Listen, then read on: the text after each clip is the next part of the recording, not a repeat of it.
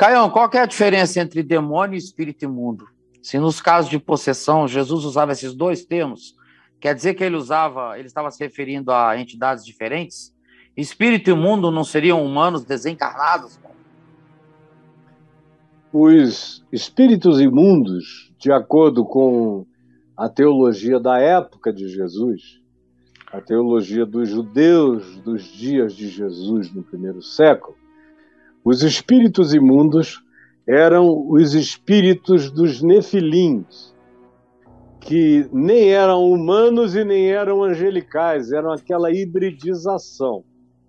Então, para os contemporâneos de Jesus e para os rabinos, a maioria dos quais tinha sido profundamente influenciada pelo livro de Enoque, que tinha sido escrito 350 anos antes de Cristo, e que influenciou também profundamente todos na geração de Jesus, incluindo Jesus. Você que conhece, eu conheço, já li algumas vezes o livro de Enoque, já estudei o livro de Enoque, o livro dos gigantes, os diversos livros dessa literatura pseudoepígrafe de Enoque. Eu vejo a quantidade enorme de coisas citadas no livro de Enoque, repetidas pelos apóstolos, como também Judas, irmão de Jesus, cita Enoque no capítulo da sua Epístola Única, e você vê Jesus fazendo alusão a princípios que você encontra claramente manifestos no livro de Enoque. Então, por associação, eu diria o seguinte: quando Jesus dizia, sai dele espírito imundo, as pessoas que ouviam associavam isso aos espíritos daqueles que tinham ficado, como dizia o livro de Enoque, tinham se transformado como em nuvens negras, espiritualmente falando, pairando sobre a terra e procurando oportunidades, porque eles tinham aquela obsessão dos anjos e dos nefilins que queriam corpo, que queriam possuir as filhas dos homens e ganharem corpos humanos. É a mesma obsessão que você enxerga nesses espíritos imundos. Jesus chama, quando o espírito imundo sai, ele fica procurando um corpo, um lugar, uma habitação. É aquela antiga fixação que vem desde Gênesis 6, da narrativa bíblica. Já a figura de demônios não difere muito dos espíritos imundos, mas em algumas utilizações, especialmente no ambiente apostólico, na utilização que a gente vê em Atos dos Apóstolos, em alguns lugares onde o exorcismo de demônios acontece, aí você já vê que quanto mais para fora de Israel, menos se fala de espíritos imundos. Quanto mais para fora de Israel, mais se fala em demônio. Quanto mais a cultura é greco-romana, muito mais acostumada com a figura do chamado daimon, e que era uma figura, era uma utilização que recorria à ideia das divindades do mal, parecido com o que existe hoje em dia no cristianismo, que tem os anjos do bem e os anjos do mal, que são os demônios. E entre os gregos também tinham deuses de bondade e deuses de maldade. Na interpretação greco-cristã, nasquelas comunidades de cristãos, ou no uso semântico da linguagem para comunicar o evangelho para gregos, cristãos e pessoas de sob o Império Romano, o que se utiliza na maior parte das vezes é a linguagem do demônio, demoníaco.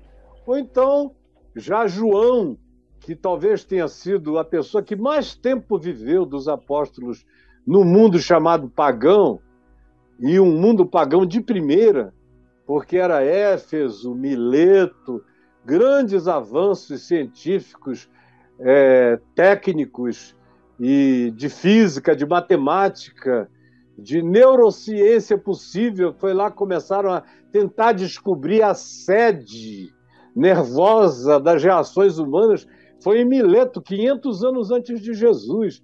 Foi lá que se desenvolveu a certeza sobre a realidade do Logos, que o universo foi criado e mantido por uma razão intrínseca, que ordenava todas as coisas, cuja realidade eles chamaram de Logos, de verbo, de palavra criadora. Então, João se utilizou dessas imagens demais. No Apocalipse, então, você vê a utilização. Quem conhece mitologia grega, vê como os abismos são abertos, os Hades, saem demônios, saem isso e aquilo. Você vê a cosmogenia e a cosmologia do mundo grego extremamente utilizada no Apocalipse de João o tempo todo. Agora, o que era isso? Era uma tentativa de comunicação. Não é que ele estivesse literalmente descrevendo as coisas como se as coisas fossem como a mitologia grega descrevia, mas ele estava apenas utilizando as imagens para comunicar como o mundo espiritual era. É por isso que Paulo também, em Efésios 2, diz que nós estamos, quando a gente anda sem Deus na vida, sem estarmos ocupados por Cristo, o mais valente, a gente é como casa vazia, como Jesus disse. E Paulo diz que a gente vive segundo o curso deste mundo, nesse estado, e sob a atuação das forças mediúnicas do mal. As forças mediúnicas do mal. Então, você tem uma quantidade enorme de designações. Espíritos imundos é essa coisa pequena, rasteira. Demônios já vem de um outro nível espiritual.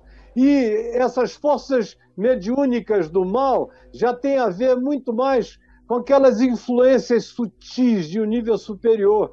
Aí você tem principados, que são verdadeiras federações espirituais, de seres espirituais, culturas espirituais, do bem e do mal.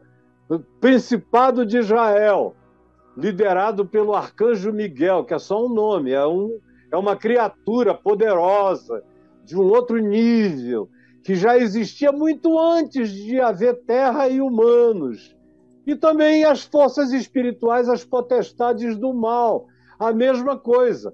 Potestade que se diz lá dos persas, dos gregos, livro de Daniel. Na Bíblia, quem mais entra nisso aí? Agora, eu teria para falar sobre isso dias de curso, porque eu estudo essas coisas há anos e cada vez eu me sinto mais confortável em entender e discernir, em renomear e ressignificar a existência dessas criaturas e desses entes que a gente chama pelos nomes antigos e não entendemos a presença deles com nomes mais modernos, contemporâneos, com uma semântica que faça jus a essa sociedade tecnológica. Os nomes que a gente usa são os nomes do tempo da magia e não são os nomes do tempo da tecnologia. E eu falo com vocês usando a linguagem do tempo da magia. Era quando, se você abrisse um laptop desse meu aqui, corta para a câmera 2, brother, por favor, que eu vou abrir a tela. Se você... Cadê aqui o cursor desse negócio? Eu estou ceguinho. Está aqui. Então, cadê? Abre, meu filho. Abre-te, cérebro. Aqui embaixo. Aqui. Se eu chegasse com um negócio desse aqui, você está vendo? Está vendo. Está vendo? Deixa eu puxar mais para frente. Abrisse uma coisa dessa para Abraão, imagina. Cara, ele ia levar um susto desesperador. Imagina só, eu chegar com um negócio desse e abrisse assim na cara de uma figura da antiguidade, um juiz de Israel.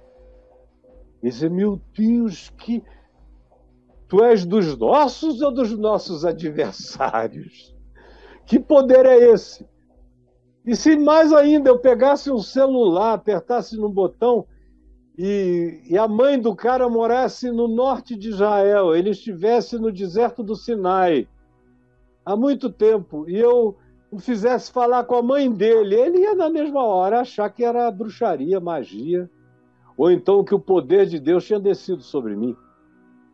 Ele não ia entender como tecnologia. Agora, existem coisas na Bíblia que são milagres e existem coisas na Bíblia que são fenômenos. Existem coisas sobrenaturais e existem coisas que são só tecnológicas, interpretadas com perspectivas antigas e equivocadas. Eu quisera ter tempo, e um dia eu ainda terei. Quem sabe fazer um curso que explique tudo isso para quem tiver interesse nessas diferenciações.